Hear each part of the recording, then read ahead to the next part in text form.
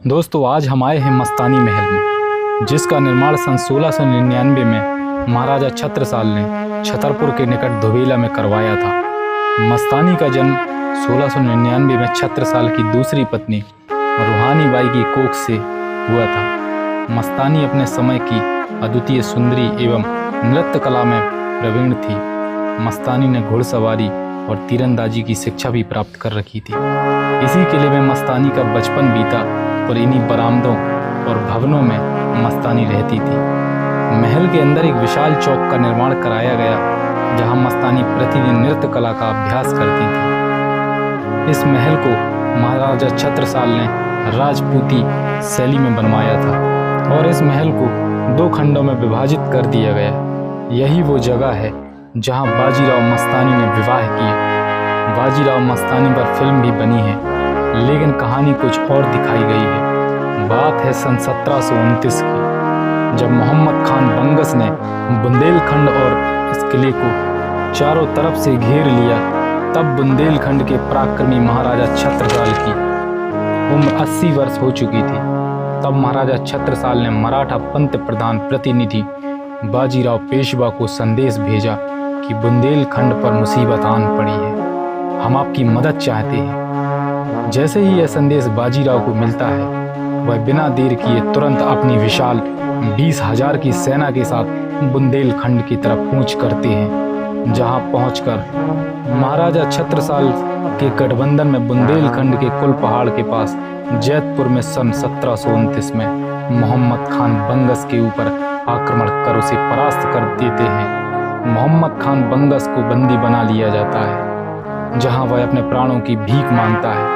बाजीराव पेशवा उसे इस शर्त के साथ छोड़ते हैं कि दोबारा वह कभी बुंदेलखंड की सरजमी की तरफ आंख उठाकर नहीं देखे। इसी जगह पहली बार बाजीराव और मस्तानी मिलते हैं और एक दूसरे से प्रेम करने लगते हैं। धोबेला की इसी के महल में बाजीराव को मेहमान बनाया जाता है, जहां छत्रसाल बाजीराव के पराक्रम और सहयोग से खुश होकर मस्तानी का हाथ बाजीराव को सौंप देते हैं और इसी महल में बाजीराव का विवाह मस्तानी से होता है। जिसके बाद बाजीराव पेशवा का आभार व्यक्त करने के लिए महाराजा छत्रसाल द्वारा उन्हें 30 लाख सोने की मोहरें, 1 हीरे की खदान, सैकड़ों हाथी घोड़े, कुछ गांव और अपने साम्राज्य का 1/3 भाग सौंप दिया जाता है, जिसमें कालपी, झांसी और सागर शामिल थे। 40 वर्ष की कम आयु में बाजीराव की मृत्यु महाराष्ट्र में हो जाती है।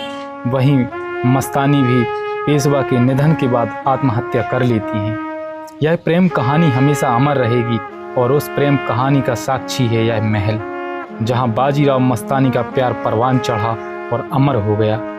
यहाँ मस्तानी के पूना जाने के बाद जीवन में कई पारिवारिक समस्याओं का सामना करना पड़ा और कम उम्र में इतिहास के दोनों प्रेमियों ने इस संसार से विदा ली। लेकिन इनके जाने के बाद आज भी लोग यहाँ गाहे वगाहे आते जाते रहते हैं और याद करते हैं उस दौर को, जब बाजीराव और मस्तानी एक दूसरे के प्रेम में पड़े और जीवन को आगे बढ़ाने के लिए उन्होंने विवाह किया।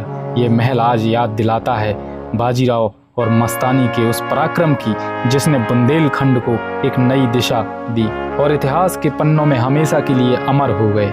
मस्तानी महल की यही वो गैलरी है, जब नृत्य करने के लिए मस्तानी घुंघरुओं को पैरों में बांधकर निकलती थी तो पूरा घुंघरुओं की आवाज़ से गूंज जाता था। लेकिन आज ये महल खंडहर में तब्दील हो चुका है। इस महल के आसपास अन्य कई निर्माण कार्य किए गए। जो इसके पीछे है वो है रानी कमलापति का मकबरा, जो एक शानदार स्थापत्य शैली का उदाहरण है। ऊंचे ऊंचे पहाड़ों और तालाब के बगल में स्थित ये मकबरा अपने आप में सुशोभित होता है। इतिहासकारों के अनुसार जितनी खूबसूरत रानी कमलापति थी, उतनी ही खूबसूरती के साथ इस महल को या इस किले या मकबरे को बनवाया गया है।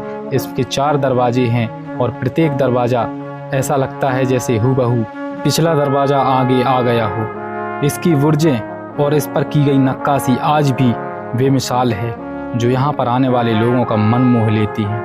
हमने इस मकबरे के अंदर जाने की कोशिश की, लेकिन तभी पता चला कि आर्कियोलॉजिकल सर्वे ऑफ इंडिया, जो यहाँ पर 24 घंटे निगरानी करता है, अंदर कुछ कार्य के लिए इसको बंद किया गया है आप में से जो भी लोग यहाँ जाएं तो इस जगह ज़रूर जाएं। ये जगह बहुत ही अनूठी और बहुत ही खूबसूरत है। 4 ऊंची ऊंची मीनारें और बुर्जों के साथ बना ये मकबरा दूर से दिखाई देता है। आप देख सकते हैं कि स्थापत्य कला या उस दौर की कारीगरी कितनी अद्भुत और अनूठी थी, जो आज 500 सालों बाद भी अपनी बाहें फैलाए ये मकबरा खड़ा है। और यहाँ पर सर्दियों के मौसम में से खोल दिया जाता है, जहाँ पर्यटक यहाँ के इतिहास को जानने के लिए और यहाँ के रहस्यों को जानने के लिए आते रहते हैं और अपने अनुभवों को लोगों के बीच साझा करते रहते हैं। तो ऐसे ही रोचक तथ्य और इतिहास से जुड़े वीडियो देखने के लिए हमारे चैनल को सब्सक्राइब जरूर करें और बेल आइकन जरूर दबाएं, ताकि जो भी हम वीडियो बनाते हैं नोटिफिकेशन के माध्यम से आप तक जल्दी से जल्दी वो पहुंच सकें। और ऐसे ही रोचक जानकारी के लिए हमसे जुड़े रहिए। और जिन लोगों ने चैनल को सब्सक्राइब नहीं किया है वो चैनल को सब्सक्राइब जरूर कर लें।